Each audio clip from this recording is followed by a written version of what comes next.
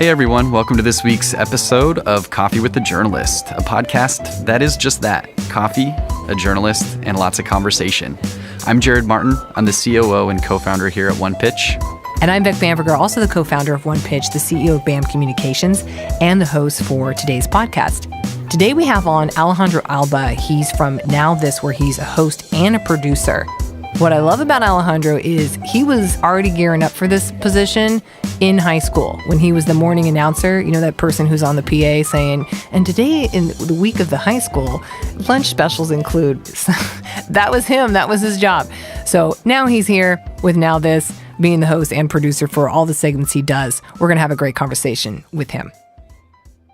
Alejandro, thank you for being here at Coffee with the Journalist. Thank you for having me, and thank you for the coffee. Yes, you actually have it. Do you Yes. take it? Wait, now what's in there? A little bit Soy. of cream. Oh, soy. I okay. recently stumbled upon soy, coffee. Just a using splash. soy. I love it. Any sugar? Gives it, just one. Just one. Yeah, Okay. just one. Just a little little bit of sweet and sweetness. sweet. Coffee for Alejandro. Alejandro Alba is from NowThis Media. He's currently the host and producer.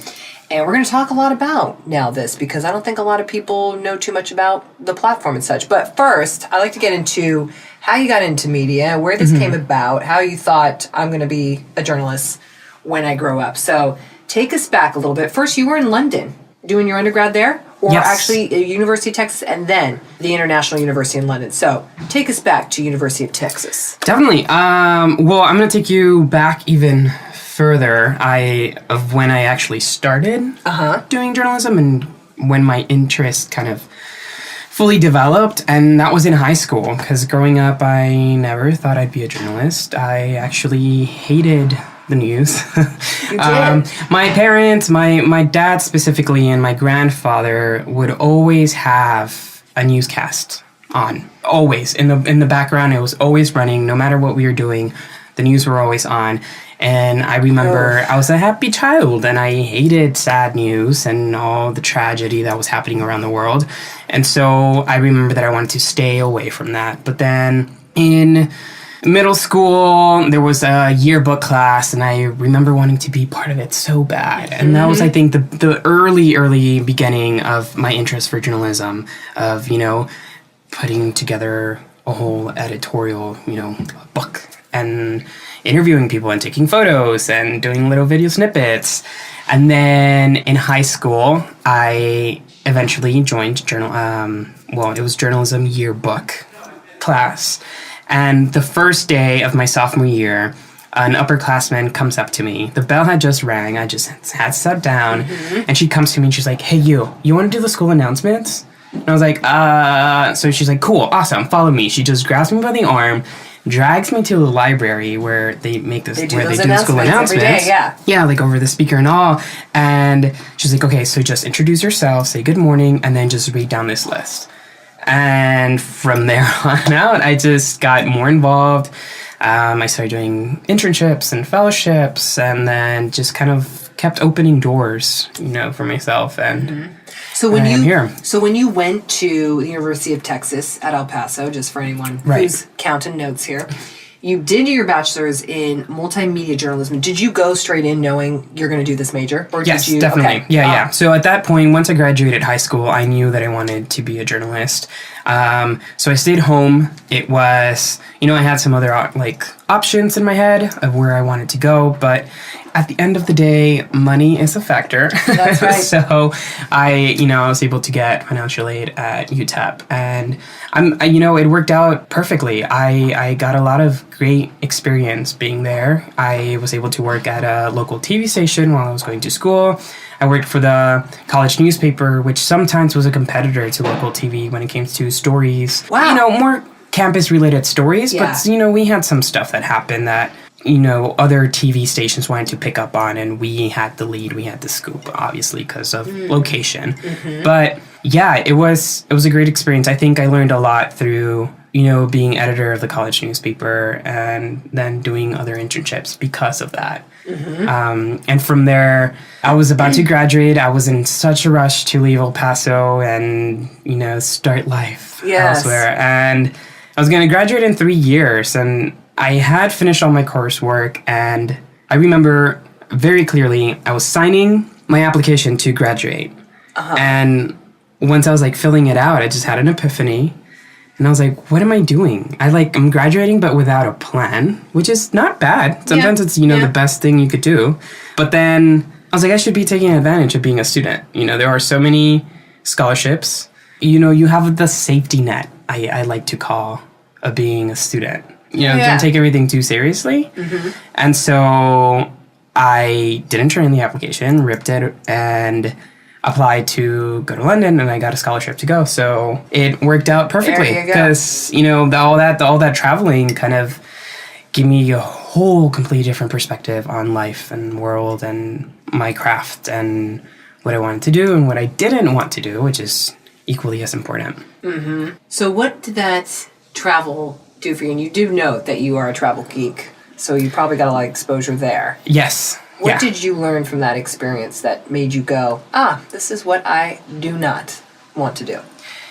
Yes. Well, I knew I didn't want to do print. That's for sure. Although I came to New York to work for a print publication, but that was also amazing. But yeah, I mean, there was a doubt in the back of my head because before I wanted to be a journalist, I always said that I wanted to be a doctor, and I have still a huge interest when it comes to medicine. And so I think there's that doubt of you're graduating, what are you going to do? And I think it helped me clear that doubt of no, I don't want to pursue another 8 years in school or do something else. This is a good track for me. So that was one thing that got cleared up. But to that whole travel geek, I have it on my Twitter bio, I think, or my Instagram bio. But yeah, that actually started in 2012. I was selected to be part of a fellowship of sorts to go do field research in Indonesia. And I focused on ecotourism, and I did a set of videos and kind of small documentaries and a blog of what is going on with ecotourism there. And then we were able to present that in Sweden a year later. So I think that's where it started, and then all that came back when I was filling that application. So I was I should travel more. That was amazing. And after that, I feel like it's good to leave the city. I try, and I was really good about this last year and the year before. This year, I mean, life happens. Yes. But if it's possible to kind of escape your bubble, your city, or wherever, ever so often, it just helps you clarify certain things in life. It just gives you a nice refresh. I've been in about 70 countries, and it's amazing. Just remarkable, the travel refresh. And you don't need to go to fancy, expensive places. You can go to very sparse, very undeveloped places and find so many gems of learning about yourself via that way. Yes, I think that's very important to say that. It doesn't have to be expensive. A lot of people hear travel and they immediately think Paris, Spain, or something glamorous or something far, but travel could be upstate New York, and you're gonna encounter a completely different crowd. Everything will be different because you're just not used to it. You probably didn't know that existed. Go to Beacon, and that's a $30 train ride, and you saved yourself a lot, and you got to disconnect a little bit. So how did you get your first job at the New York Daily News? And how did you even get to New York? What was this about? So BuzzFeed was in between that. So I went to London. I was there for 6 months, although, of course, 6 months felt like a really long time, which I love. I was trying to stay there longer. That didn't work out. So then I came back, and I already had an internship lined up at Washington. So I was in D.C.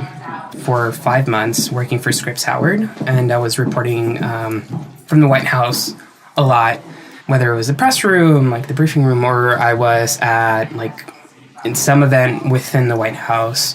So you were in the White House, hanging out. Yeah, it was pretty surreal.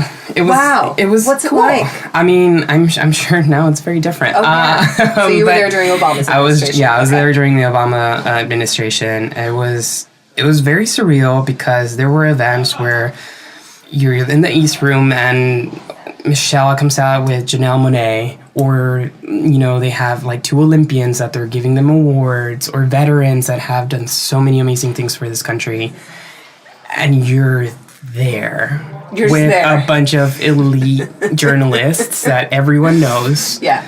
And you're like a student, like, oh, I have a question. You know, it's just, it was an amazing experience. And Did you ever raise your hand to say, yeah, I got a question? I think I got to, so that's the thing. Like, you may raise your hand, but will you be called upon? Maybe not. But yeah, I was able to ask a question once or twice. So yeah, it was an amazing experience. And, you know, even though I'm not in politics now, I mean, every now and then there's a lot of crossovers, and I've done some political coverage.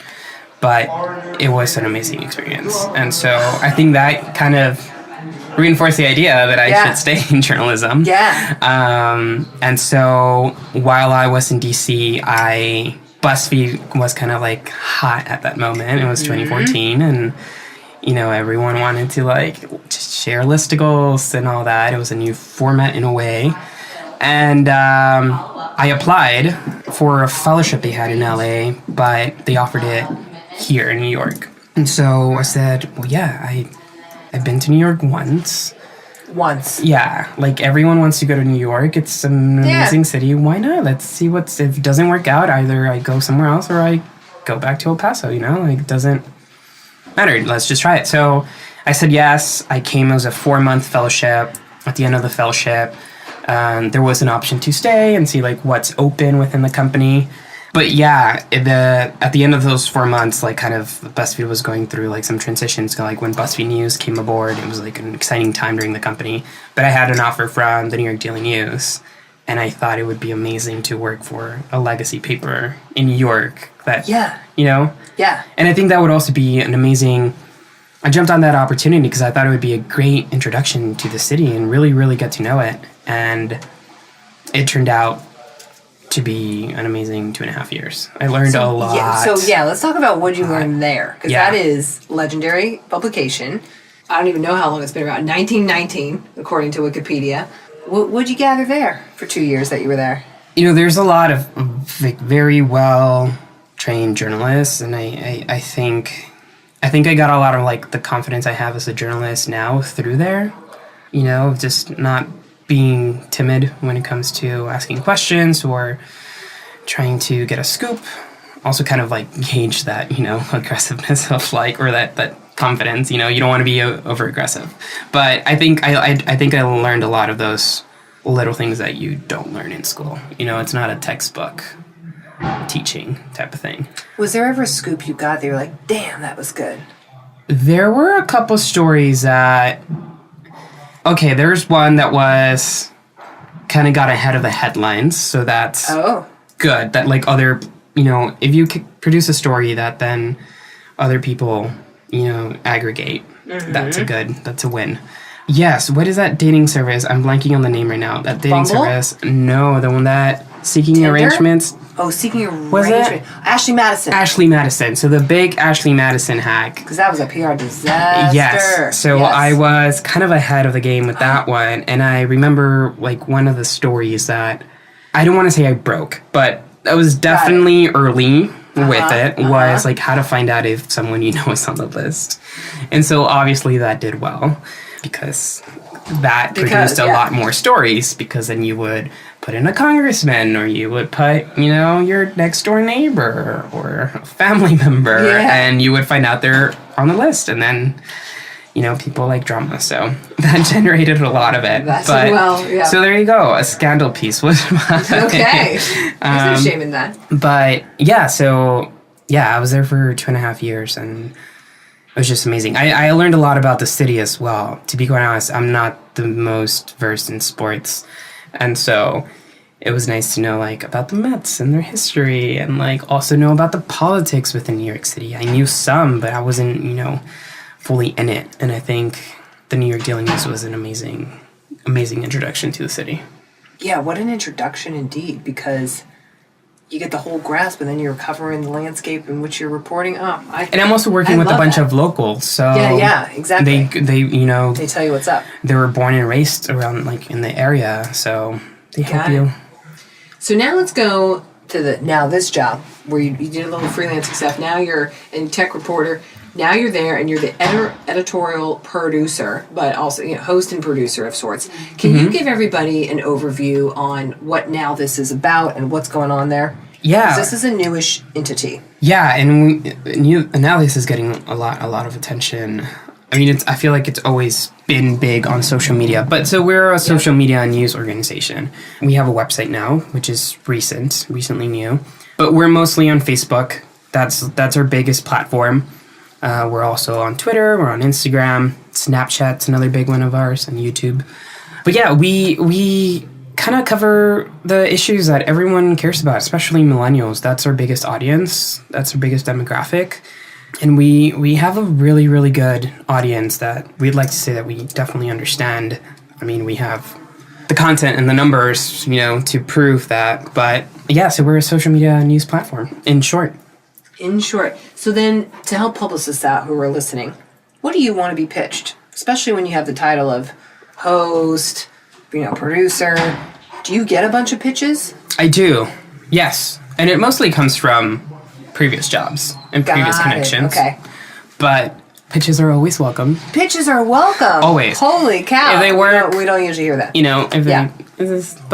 Pitches are always welcome. You never know. I've some of my I can't think of an example on the top of my head, but I know this for sure that a lot of unexpected pitches have turned out to be amazing in the past. So you just never know where your next big pitch is going to come. This is true. And if it's something juicy, we're on Signal, we're in places that are encrypted, please message us. Nice. And your email address is, by the way, on your Twitter feed, so people can easily find you there. Mm-hmm. But as you're saying, I'm welcoming pitches. What in a pitch stands out to you? We definitely want a human interest story and something that really affects a bigger demographic. We don't want something super, specific. So it's like, for example, like NowThis future, our audience, they love robotics, they love cool gadgets, but they also care about the issues when it comes to like privacy and climate change. They love space. And this is like NowThis future, we have different verticals. But kind of like when it comes to like numbers or sales, that's kind of, that's more on the CNBC, Mm-hmm. So you're not doing funding announcements, for funding example. announcements? Yeah, for companies. Mm-hmm. Yeah. No. I mean, unless it's like something everyone's talking about. Ridiculous, Yeah. Got it. So as the host, tell us a little bit about just the day-to-day for you. Obviously, you're on camera, but you're also producing. So are you cutting your own stuff, or how's that work? Yeah. How it works nowadays, you have to be a one-man band. Do everything. Yeah. I see a project through from beginning to end, from, inception to scripting to, obviously, there's a whole production crew behind the camera. So then I host, and then I cut myself. And I think I like that because, like, I know angles, or I know, like, how I scripted it. But there have been times when I do get to work with another producer, and I love that too, where they see a project from beginning to end, and they know what we're working with, and then they'll cut it themselves. But yeah, most of the time I'm cutting my own stuff. Yeah. How long does that take? So let's say you go out today, you film something. Give us the whole roundabout, because a lot of the folks that we have on here and whom we are normally pitching are behind the desk. They're writing a piece. Mm-hmm. There is no video component. They don't need to go out and shoot the photography for it. It's provided, let's say. So you're in a different grouping. But then at the same time, you're not a host on, let's say, CNBC, so you're not doing that part of it. So just give us an overview of, like, how much time does it take from pitch to submission of the piece? If it's an explainer, for example, an explainer that doesn't require interviews. And give us an example of that. Like, what's an explainer? So, for example, I did an explainer on robocalls, what they are, why we're getting them so often nowadays, and then what is being done to stop them, and what you can do to reduce the amount that you get. And so that obviously required a lot of research, but so say it takes like a day of research, but it's also kind of low lift. It's nothing too serious where, like, it's maybe a number, it's an app, that you could help reduce that amount. So say that was like maybe a day or two of research, At the end of that day, the second day, you shoot, and then you start editing, and that could take like an hour or two. So that's it. That's I mean, just I mean, that was like also before, like we have a new. It depends on the format, depends on the graphics, depends on the B-roll. But for example, that was like one of my low lift type of videos. If it's an event, obviously, there's travel included, but then it's an event that happened the same day, so you should probably get it out that same day.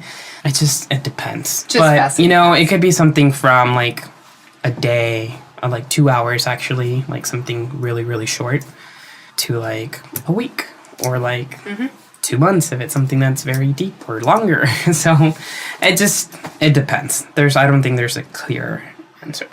And what about what you like to do? What's your favorite stuff that you like to be hosting on or filming or whatnot? Yeah, I love hosting and I love going out to the field, When it comes to tech, I think robotics is pretty cool. I personally am a fan of virtual reality and augmented reality. That doesn't, the camera is not great at capturing that. So, yeah. But yeah, no, I love hosting. I like privacy is another big thing that I focus on, especially nowadays with so many breaches and so much information up for grabs. I think it's important to help people realize how serious this is and how they could protect themselves. So I do a lot of explainers that are kind of servicey. Helping the consumer. Yeah, especially exactly. the tech-savvy one. Yeah. So it's kind of like the intersection of tech and culture, in a way. That's fun. Yeah, never gets boring. How has your bilingual asset helped you, would you say, in storytelling? And English, obviously. What else do you speak? I speak very little Portuguese, but that does not make it onto my resume. That's like an after I'm hired fact. But so Spanish, I'm fully versed in Spanish and English, and it's great. It helped me a lot more when I was in DC and in El Paso.